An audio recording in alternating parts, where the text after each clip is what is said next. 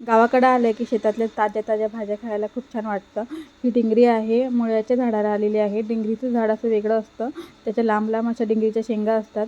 पण मुळ्याच्या झाडाला आलेल्या डिंगऱ्या ह्या छोट्या छोट्या असतात. शेंगा साफ करून घेतल्या आणि हळद आणि मिठाच्या पाण्यामध्ये एक उकळी येऊ दिली, ते जेणेकरून त्याच्यावरची जो कडवटपणा असतो तो निघून जाईल. फोडणीमध्ये अद्रक, लसूण, हिरवी मिरची याची पेस्ट बनवून घेतली होती आणि कांदा टाकून घेतला. कांदा भाजल्यानंतर मिरचीची पेस्ट केलेली ती टाकून घेतली. ओबडधोबड पेस्ट करून घेतलेली, जास्त बारीक नाही.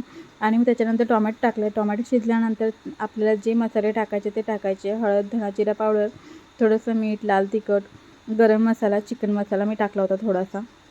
शिजवून घेतलेल्या शेंगा त्याच्यामध्ये टाकायच्या आणि छान असं वाफेवरती शिजवून घ्यायचं. शिजवून घेतल्या आणि त्याच्यामध्ये मग शेवटला शेंगा शिजल्यानंतर थोडंसं शेंगदाण्याचं कूट टाकायचं आणि मस्त असं भाकरीसोबत खायचं. खूप छान लागतात. मी पण पहिल्यांदाच खाल्लं, पण मला खूप आवडलं होतं. तुम्हीसुद्धा नक्की ट्राय करा.